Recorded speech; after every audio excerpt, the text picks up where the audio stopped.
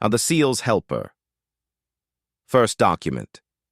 Marcus Rodriguez had always been the invisible one. At 22 years old, he worked quietly in the background at Naval Base Coronado, performing maintenance tasks that most people never noticed. His official title was Naval Support Specialist, but everyone simply called him the Helper. He fixed broken equipment, cleaned facilities, and made sure the Navy SEALs had everything they needed for their training and missions. Every morning at 5 a.m., Marcus arrived at the base before most personnel. He would check the equipment rooms, ensure the training facilities were ready, and prepare the gear that the elite soldiers would use throughout the day. The SEALs barely acknowledged his presence. To them, he was just another support staff member who happened to be there when they needed something fixed or cleaned. Marcus had grown up in a small town in Texas, where his father worked as a mechanic and his mother cleaned houses for wealthy families. They had taught him the value of hard work and doing his job well, even when no one was watching.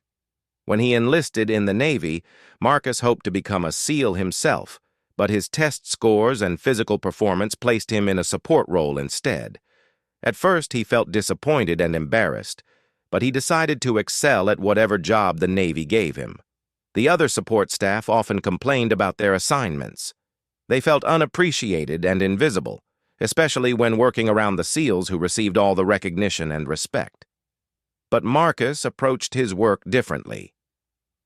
He studied the equipment manuals in his spare time, learned about every piece of gear the SEALs used, and memorized the layout of every facility on the base. He wanted to be the best helper anyone had ever seen. One Tuesday morning, Marcus was cleaning the weapons storage area when he overheard two SEALs talking about a problem with their diving equipment. The oxygen regulators were malfunctioning, and they had an important underwater training exercise scheduled for that afternoon. The senior SEAL, Chief Petty Officer Williams, was frustrated because the base repair shop said the equipment could not be fixed until the following week. Marcus continued his cleaning but listened carefully to their conversation. He had studied the diving equipment manuals extensively and had even practiced repairing similar regulators during his own time. The malfunction they described sounded like a common issue with the pressure valves that he knew how to fix. However, he hesitated to speak up because he was just the helper, and the SEALs rarely welcomed input from support staff. As Chief Williams and his teammate walked away, still discussing how to solve their problem, Marcus made a decision that would change everything. He quietly approached the malfunctioning equipment and began examining it closely. Using tools from his maintenance kit, he carefully disassembled the regulator and found exactly what he expected: a clogged pressure valve that could be cleaned and recalibrated. Working methodically and precisely, Marcus spent the next hour repairing not just one regulator, but testing and fixing 3 others that showed similar problems. He documented his work in a detailed report, explaining what he had found and what steps he had taken to fix each piece of equipment.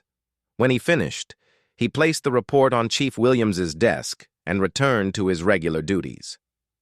That afternoon, Marcus watched from a distance as the SEALs prepared for their underwater training. Chief Williams picked up the diving equipment and began his pre-exercise inspection. Marcus saw the chief's surprised expression when he realized the regulators were working perfectly. Williams looked around the area, clearly wondering who had fixed the equipment and how. The training exercise went smoothly, and Marcus felt satisfied knowing that he had contributed to its success, even though no one knew he was responsible. He expected the day to end like any other, with him finishing his cleaning duties and returning to his small apartment off base. But as he was preparing to leave, Chief Williams approached him. "Rodriguez," the chief said, his voice serious but not unfriendly. "Did you fix those diving regulators today?" Marcus felt nervous but decided to be honest. "Yes, Chief. I heard you discussing the problem this morning, and I knew how to repair that type of malfunction. I hope that was okay." Chief Williams studied Marcus for a long moment. "Where did you learn to repair diving equipment? That's not part of your job description." Marcus explained how he had been studying equipment manuals and learning about all the gear used by the SEALs. He told the chief about his desire to contribute meaningfully to the team's success, even in a support role. He also mentioned that he had always been interested in the technical aspects of military equipment. "The repairs you made were professional quality," Chief Williams said, "better than what some of our certified technicians produce. How long have you been studying this equipment?" "About 18 months, Chief," Marcus replied. "I study during my breaks and after work. I want to understand everything about how the gear works so I can help maintain it properly." Chief Williams nodded slowly. "I'm impressed by your initiative and the quality of your work. But next time, come to me before you touch sensitive equipment. We need to know who's working on our gear for safety and accountability reasons." Marcus agreed, thinking the conversation was over, but Chief Williams continued. "I want you to report to the equipment bay tomorrow morning at 0600. We're going to test your knowledge and see what else you can do. If you're as capable as you seem, we might have better ways to use your skills." That evening, Marcus could hardly contain his excitement. For the first time since joining the Navy, someone had noticed his abilities and seemed interested in his potential.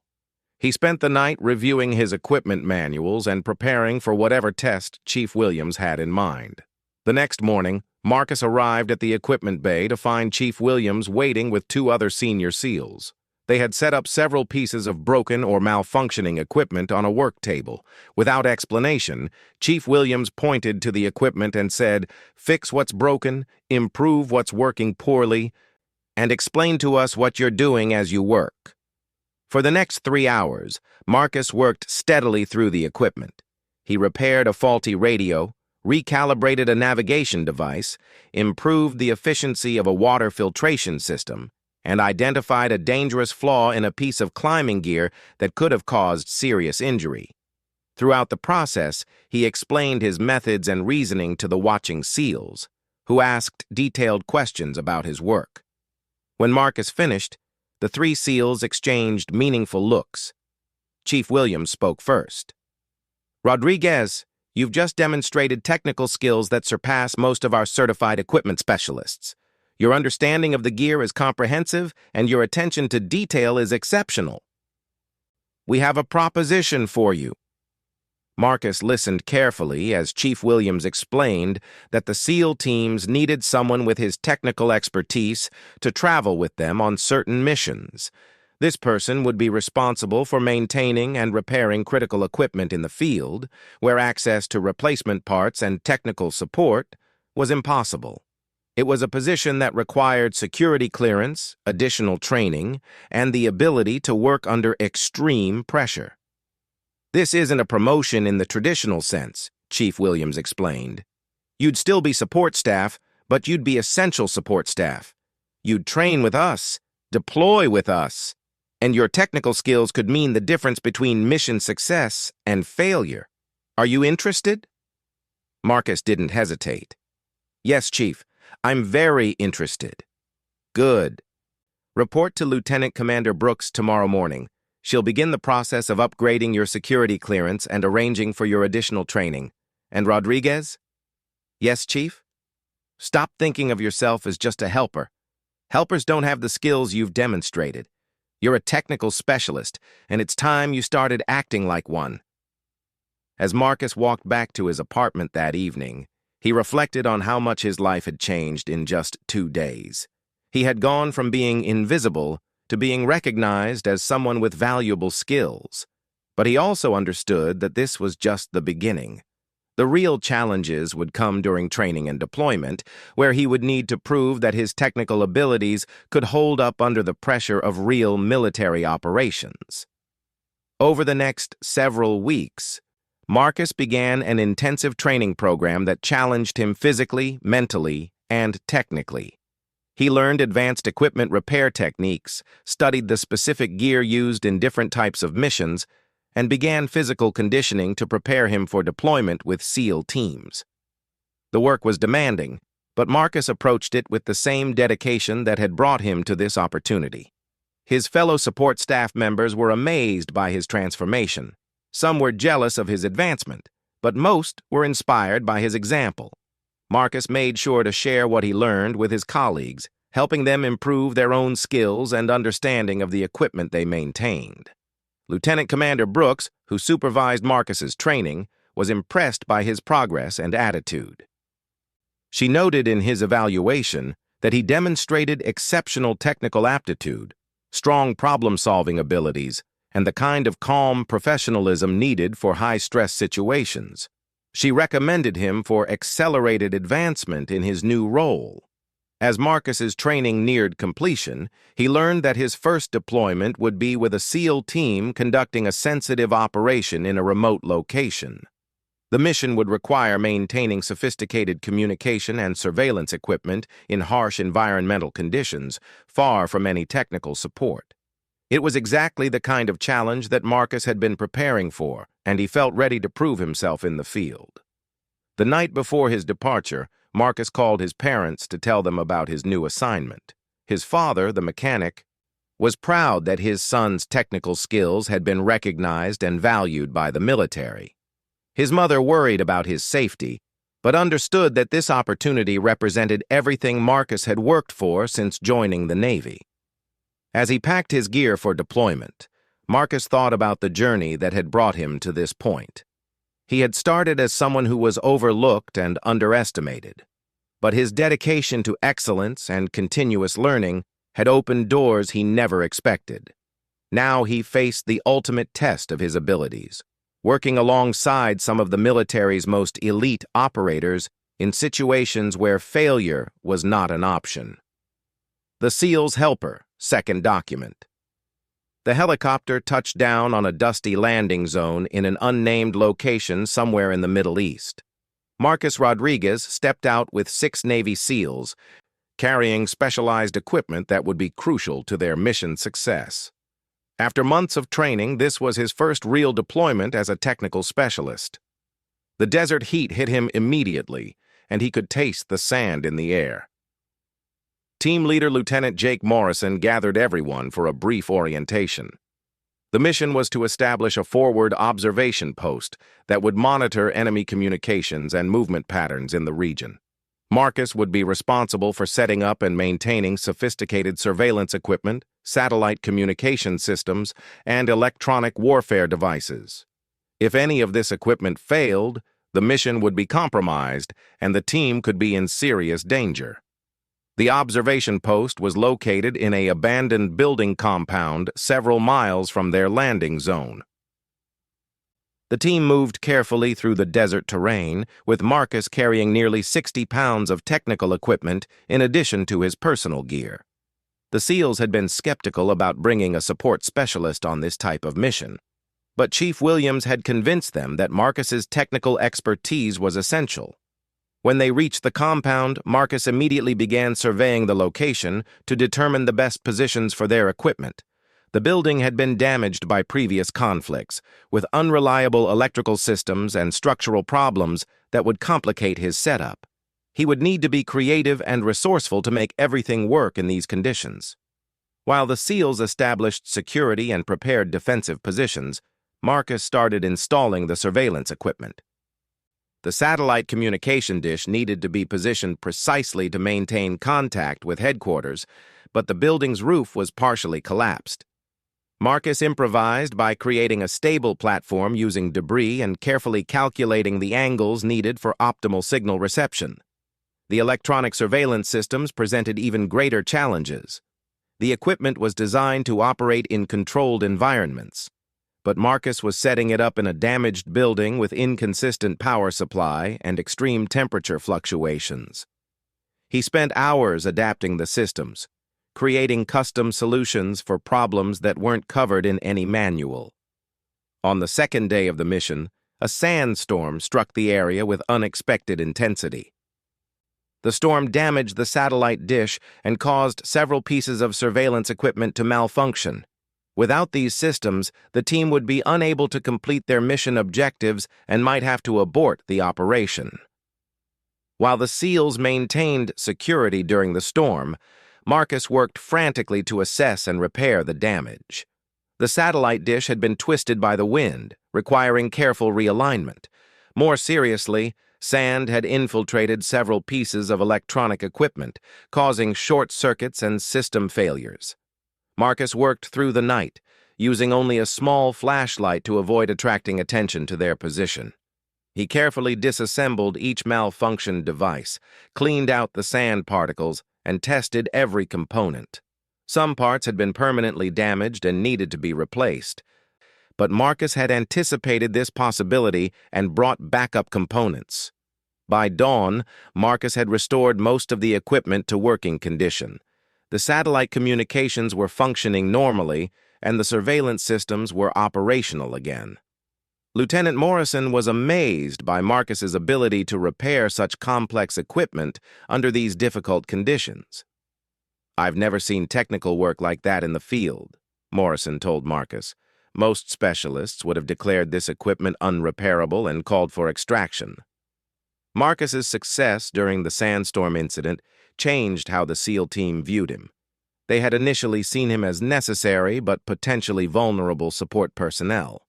Now they recognized him as a valuable team member whose technical skills were as important as their combat abilities. They began including him more fully in mission planning and decision-making processes. Over the following weeks, Marcus faced a series of technical challenges that tested his abilities and creativity. When their primary communication system was damaged by enemy jamming attempts, he modified the equipment to operate on different frequencies and power levels. When water leaked into the observation post during an unexpected rainstorm, he waterproofed the sensitive equipment using improvised materials and techniques. Each successful repair and modification increased Marcus's confidence and reputation within the team. The SEALs began consulting him about equipment capabilities and limitations when planning operations. His technical knowledge often influenced their tactical decisions, helping them understand what was possible and what risks they were taking. One night, Marcus intercepted an enemy radio transmission that revealed plans for an attack on a nearby Allied position. The transmission was encrypted and partially garbled, but Marcus recognized the communication protocol from his technical training. Working quickly, he modified their surveillance equipment to better receive and decode the enemy signals. The information Marcus extracted from the enemy communications was detailed enough to warn the Allied forces and prevent a significant attack. Lieutenant Morrison included Marcus's contribution prominently in his mission report, noting that the technical specialist's actions had likely saved lives and prevented a strategic defeat. As the mission continued, Marcus also began learning from the SEALs about tactics, strategy, and field operations. They taught him how to move quietly, how to observe enemy positions effectively, and how to think tactically about their mission objectives. In return, Marcus helped them understand their equipment capabilities and limitations, making them more effective in using their technological advantages. The mission's most critical moment came when headquarters ordered the team to relocate their observation post because enemy forces were getting too close to their position. Moving the sophisticated surveillance equipment without damaging it would be extremely difficult, especially since they needed to accomplish the move quickly and without being detected. Marcus developed a plan to disassemble the most critical equipment components and distribute them among the team members for transport. He created detailed procedures for reassembly at the new location and prepared backup systems in case some equipment was lost or damaged during the move. The relocation took place at night, with the team moving in small groups across several miles of difficult terrain. Marcus personally carried the most sensitive components, knowing that any damage to key pieces would make it impossible to reestablish their surveillance capabilities. When they reached the new location, Marcus worked through the night to rebuild their technical systems. The new position was even more challenging than the original one, with limited space and poor infrastructure. But Marcus adapted his setup procedures and managed to get all systems operational within 12 hours of their arrival. Lieutenant Morrison was so impressed by Marcus's performance during the relocation that he recommended him for formal recognition. In his report, Morrison wrote that Marcus had demonstrated technical expertise, adaptability, and professionalism that exceeded expectations for his position and experience level. Near the end of their deployment, the team received intelligence about a high-value enemy target in their area of operations. The surveillance equipment that Marcus had maintained and modified would be crucial for confirming the target's identity and tracking his movements. This was exactly the kind of mission that justified their presence in this dangerous location. Marcus fine-tuned their surveillance systems to provide the best possible intelligence-gathering capabilities. He adjusted camera positions, enhanced signal reception, and prepared recording equipment to capture every detail of the target's activities. His technical preparations were so thorough that the team was able to gather definitive intelligence that led to a successful operation against the enemy target.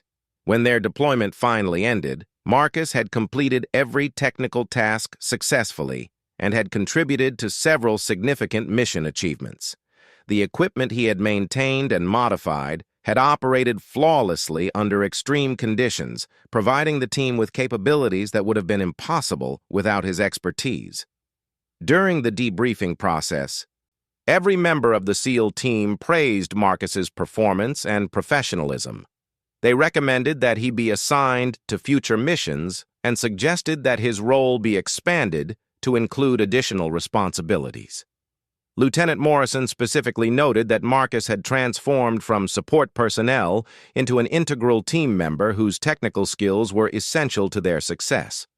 Chief Williams, who had originally recognized Marcus's potential, was present for the debriefing. He listened carefully as the team described Marcus's contributions and the technical challenges he had overcome. When the formal debriefing concluded, Chief Williams approached Marcus privately.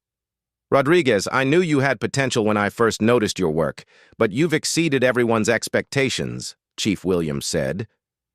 "Your performance on this deployment has been remarkable, and it's been noticed by people much higher up the chain of command." Marcus felt proud of his accomplishments, but remained focused on continuous improvement. "Thank you, Chief. I learned a lot from this deployment, and I want to keep developing my skills for future missions." "That's exactly the attitude that's going to take you places," Chief Williams replied. "I have some news that I think you'll find interesting. There's been discussion at the command level about expanding the technical specialist program based on the success of this deployment. They're looking for people with your skills and dedication to help train and lead other technical specialists." Marcus was intrigued by this possibility, but he also wanted to continue working directly with SEAL teams in the field. The combination of technical challenges and operational intensity had proven to be exactly the kind of work that motivated and inspired him. "I'd be honored to contribute to program development," Marcus said, "but I also hope to continue field deployments. Working with the teams and facing technical challenges in operational environments is where I feel I can make the greatest contribution." Chief Williams smiled. "I think there might be opportunities to do both. But first, there's something else you need to know. Your performance on this deployment has attracted attention from Admiral Richardson, who oversees special operations in this region. He wants to meet with you personally when you return to base." Marcus felt surprised and somewhat nervous about meeting with such a high-ranking officer. "Do you know what the Admiral wants to discuss, Chief?" "I have some ideas, but I think it's better if you hear it directly from him," Chief Williams replied. "Just be yourself and be honest about your experiences and goals. Your work speaks for itself." As their transport flight back to base took off, Marcus reflected on everything that had happened during his first deployment. He had started the mission as an untested technical specialist, but he was returning as a proven team member who had contributed significantly to mission success. The challenges he had faced and overcome had built his confidence and demonstrated that his skills were valuable in the most demanding operational environments. The other passengers on the flight included the SEAL team members who had become his friends and colleagues during the deployment. They spent the flight sharing stories about the mission and discussing lessons learned. Marcus appreciated how they had accepted him as a full team member and valued his contributions. Looking ahead, Marcus was excited about the possibility of meeting Admiral Richardson and learning about potential opportunities for career advancement. But he was also committed to continuing his professional development and finding ways to contribute even more effectively to future missions. The deployment had shown him that technical excellence combined with operational understanding could make a real difference in military effectiveness and mission success. The SEAL's Helper, third document. Marcus Rodriguez stood outside Admiral Richardson's office at Naval Base Coronado, wearing his dress uniform and feeling more nervous than he had during any combat situation. The Admiral's assistant, a stern-looking petty officer, had instructed him to wait while the Admiral finished a secure phone call. Through the partially open door, Marcus could hear fragments of conversation about classified operations and strategic planning. After what seemed like an hour but was probably only 10 minutes, the Admiral's door opened fully. Admiral Richardson emerged, a tall man with silver hair and sharp eyes that seemed to assess everything around him. Marcus snapped to attention and saluted crisply. "At ease, Rodriguez," the Admiral said, his voice carrying authority but not unfriendliness.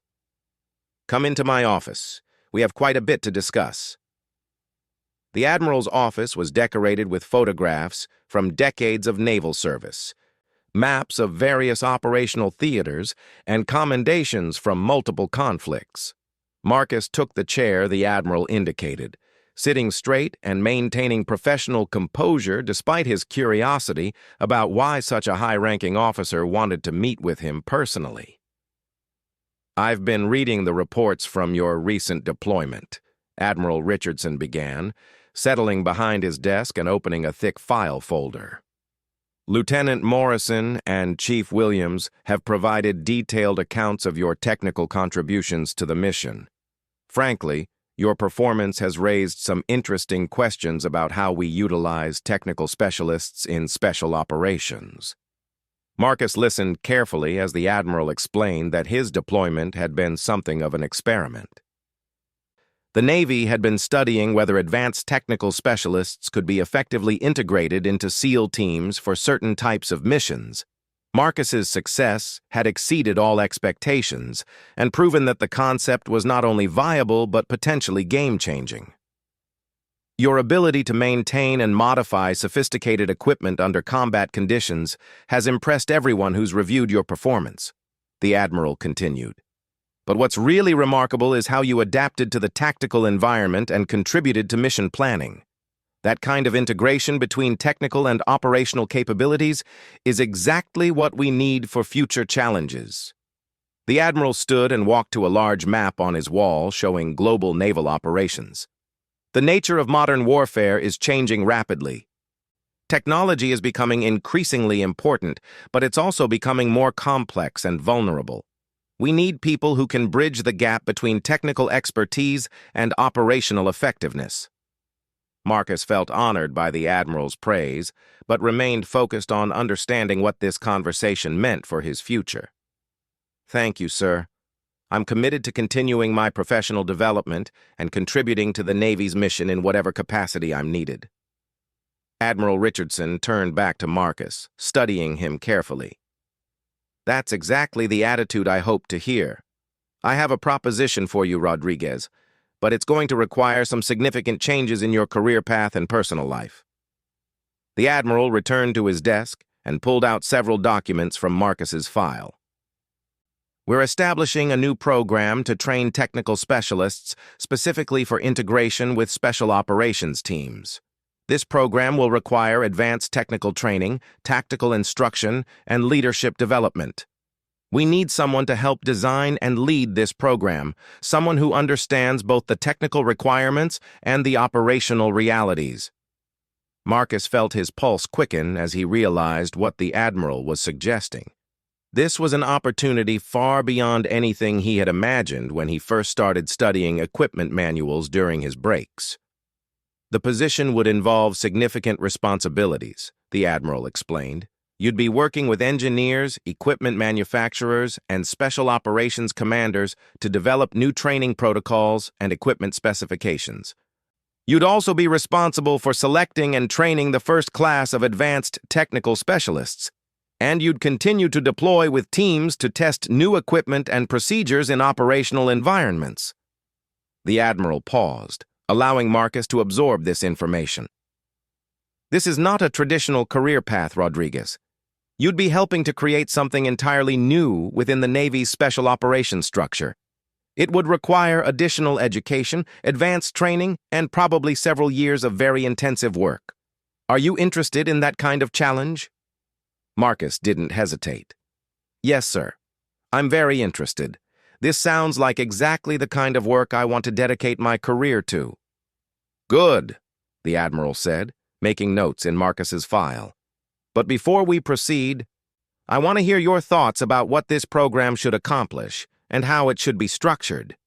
You have practical experience that the rest of us lack, and your input will be crucial for designing an effective program. For the next hour, Marcus discussed his ideas about technical specialist training, equipment requirements, and integration with special operations teams. He talked about the challenges he had faced during his deployment, the solutions he had developed, and the gaps he had identified between current training and operational realities. The Admiral listened carefully, occasionally asking detailed questions about specific technical issues or operational scenarios. Marcus was impressed by the Admiral's understanding of both technical and tactical complexities, and he felt confident that this program would be well supported and properly resourced. Your insights confirm what we suspected, the Admiral said when their discussion concluded. Traditional technical training doesn't prepare specialists for the unique challenges of special operations environments. We need a completely different approach that combines advanced technical education with tactical training and operational experience. The Admiral explained that the program would begin with a small group of carefully selected personnel who would receive intensive training over 18 months.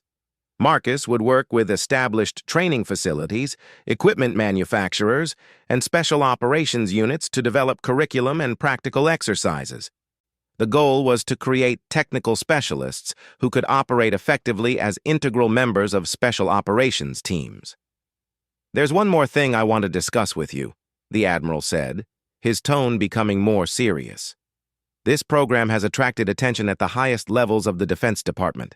Success here could lead to similar programs in other service branches and significant expansion of technical specialist roles throughout the military. Your performance will be closely watched, and there will be substantial pressure to deliver results. Marcus understood the implications of what the Admiral was saying. This opportunity represented not just personal career advancement, but the chance to influence how the military approached technical specialists in special operations. Success would benefit countless future specialists and improve military effectiveness. Failure would set back these concepts for years. I understand the responsibilities and expectations, sir, Marcus said. I'm committed to making this program successful and proving the value of advanced technical specialists in special operations. The Admiral stood up, signaling that their meeting was concluding. Excellent. You'll receive detailed instructions about your new assignment within the next few days. Your first task will be to spend 2 weeks visiting various training facilities and equipment manufacturers to assess current capabilities and identify resource requirements. As Marcus prepared to leave, the Admiral extended his hand for a handshake. Rodriguez, I want you to understand something important. 6 months ago, you were considered just another support specialist. Today, you're being entrusted with developing a program that could reshape how the military approaches technical specialists. That transformation happened because you demonstrated excellence, initiative, and dedication in everything you did. Don't lose those qualities as you take on greater responsibilities. Marcus left the Admiral's office feeling both excited and overwhelmed by the opportunities ahead. He had gone from being invisible support staff to being selected for a leadership role in an innovative new program. The journey from helper to technical specialist had taught him that dedication and continuous learning could open doors he never knew existed. Over the next several months, Marcus threw himself into developing the technical specialist program with the same intensity he had brought to equipment maintenance and field deployments. He visited training facilities across the country, worked with equipment manufacturers to understand emerging technologies, and collaborated with special operations units to identify their evolving technical requirements. The program design that emerged from this work was comprehensive and demanding. Candidates would need strong technical backgrounds, physical conditioning for special operations environments, and the mental flexibility to adapt to constantly changing tactical situations. The training would combine classroom instruction, hands-on technical work, and realistic field exercises that simulated the challenges of actual deployments. When the first class of technical specialist candidates arrived for training, Marcus felt nervous but excited about putting his program design into practice. The 12 candidates came from various technical backgrounds within the Navy, but none had experience working directly with special operations teams. Marcus would need to transform them from conventional technicians into integrated team members capable of operating in the most demanding military environments. The training program proved to be even more challenging than Marcus had anticipated. Combining technical instruction with tactical training required constant coordination between different types of instructors and careful sequencing of learning objectives. Many candidates struggled with the physical demands of tactical training, while others found it difficult to adapt their technical knowledge to field conditions. Marcus spent countless hours working individually with candidates who were having difficulties, helping them understand how to apply their technical skills in operational environments. He also worked closely with the SEAL instructors to ensure that tactical training reinforced rather than conflicted with technical learning objectives. As the program progressed, Marcus saw clear evidence that his approach was working. Candidates became increasingly confident in both technical and tactical environments, and they began demonstrating the kind of integrated thinking that was essential for special operations success. Their technical solutions became more creative and practical, while their understanding of operational requirements became more sophisticated. The final exercise for the first class was a simulated deployment where candidates would need to establish and maintain technical capabilities in a realistic operational environment. Marcus and the instructional staff created a complex scenario that tested every aspect of the candidates' training, from equipment setup and maintenance to tactical decision-making and team integration. During the exercise, Marcus watched with pride as the candidates demonstrated skills and capabilities that exceeded his expectations. They adapted quickly to unexpected technical challenges, worked effectively with their SEAL teammates, and maintained operational effectiveness even when equipment failures and tactical complications tested their abilities. When the exercise concluded successfully, Admiral Richardson arrived to observe the final evaluation and graduation ceremony.